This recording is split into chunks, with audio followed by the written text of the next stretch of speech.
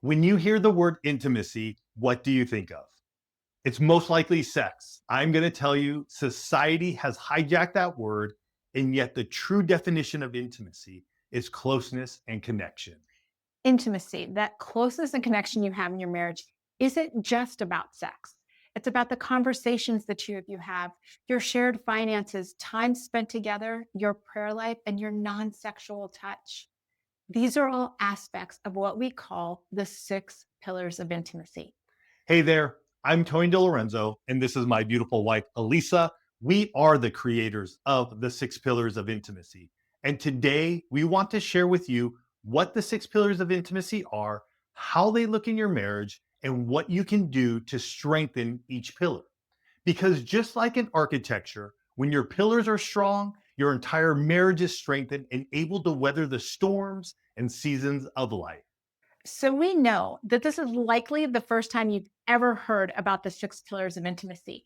And before we even dig into what each one of them are, talk about cracks and how to make them stronger, let me just give you a quick rundown of what all six are: emotional intimacy, physical intimacy, financial intimacy. Then you have spiritual, recreational, and finally, sexual intimacy. So let's dig in.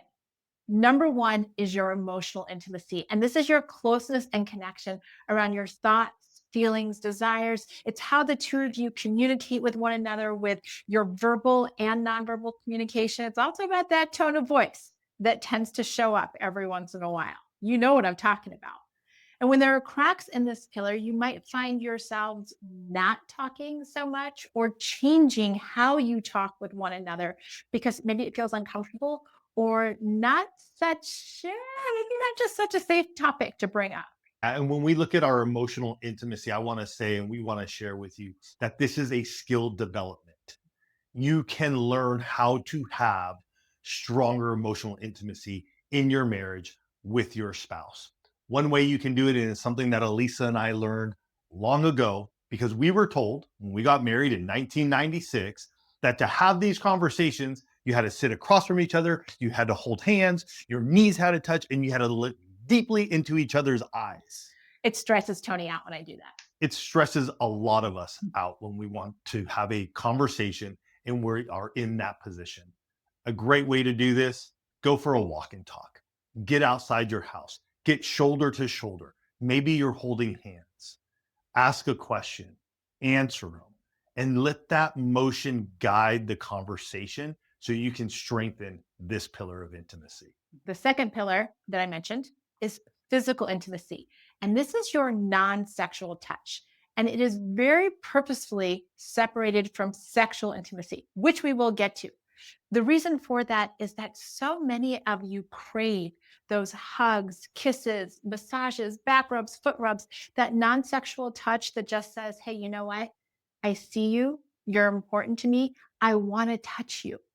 And so being able to recognize that sometimes the cracks in this pillar show up when maybe the deep kiss that you used to have is now like a quick peck on the cheek or doesn't happen at all. Or maybe you find the two of you when you're watching TV, you're sitting on opposite ends of the couch instead of sitting right next to each other. A great way to strengthen this pillar: the next time you go on a drive, passenger. So typically I'm driving, Elisa is the passenger. Whichever way this may look for you, put your phone down. Put it down. And instead of looking at your phone, grab your spouse's hand. Maybe take that left hand and put it on his or her right knee as they're driving down the road. It's simple, it's easy, and yet we need to be intentional and we need to take action to have that physical connection in a way that allows us to say, hey, I see you and I love you and I appreciate the time we get to spend together. Absolutely. So the next pillar is financial intimacy. And I know some of you are sitting there going, I thought she said that before, but no, she's really saying it.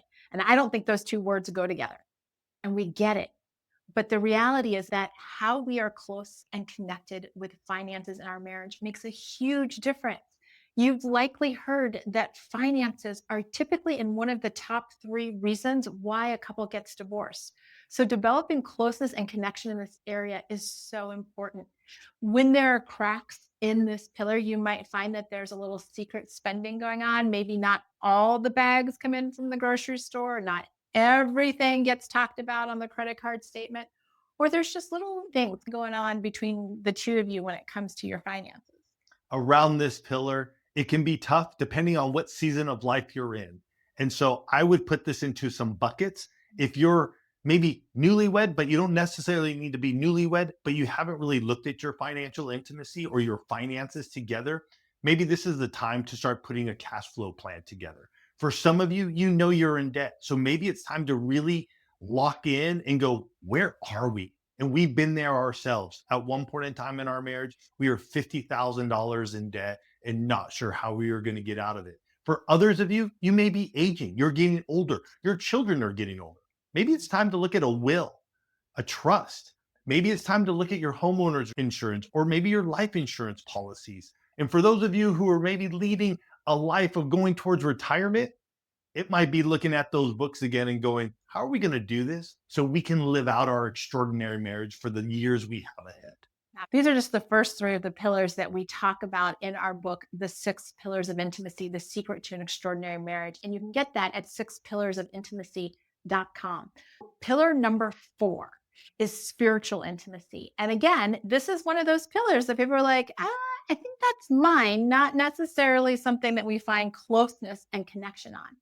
And yet, in marriage, spiritual intimacy, those shared faith practices, how you speak about your faith with your spouse, what those connections look like, how you serve together, those types of things can all bring strength to your pillar. But when there are cracks, you might find yourself not having those conversations. You might find yourself in a place where it's hard to talk about what's going on with your faith and your faith journey. A wonderful way to strengthen this pillar of intimacy is pick up your Bible, pick up a devotional, and spend some time together reading, discussing, engaging one another.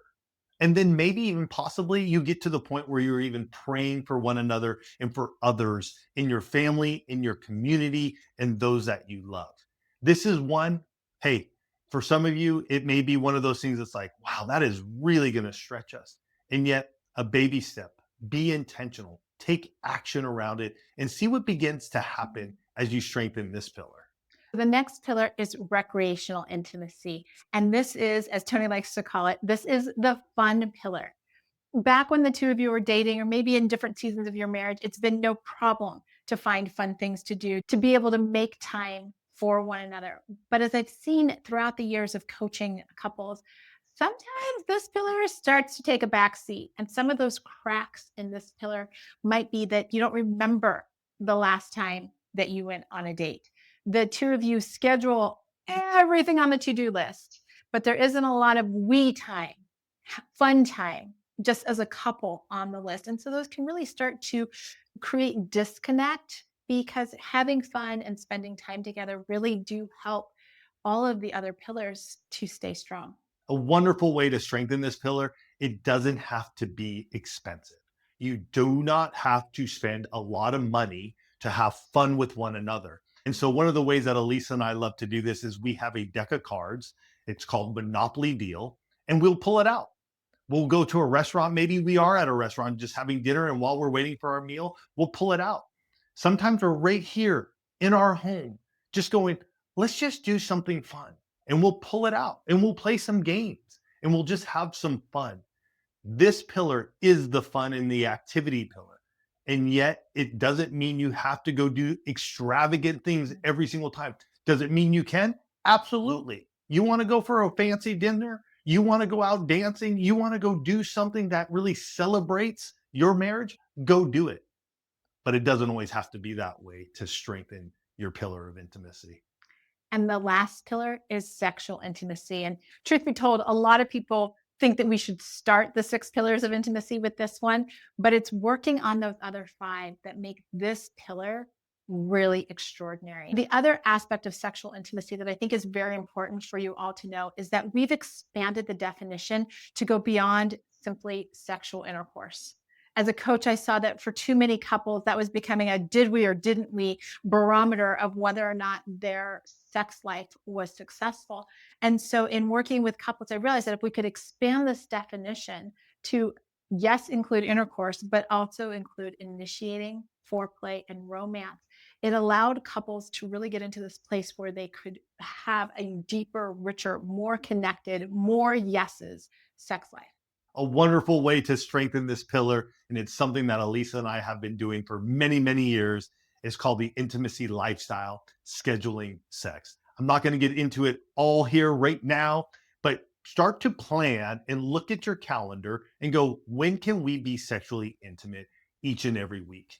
If you begin to do that and a rhythm begins to form and a habit begins to be made, you'd be surprised at what happens through all different seasons of life when you are scheduling sex and living out that intimacy lifestyle. Absolutely. Those are the six pillars of intimacy. We'll leave the link to our book, The Six Pillars of Intimacy, in the description below. Pick it up, read it with your spouse, or gift it to another couple you know who could use this framework. Because when you understand the unique aspects of each pillar of intimacy, you become empowered to identify cracks, make adjustments, and pursue the extraordinary marriage you desire and deserve. If you enjoyed this video, subscribe to our channel. We'll see you next time. Love you guys.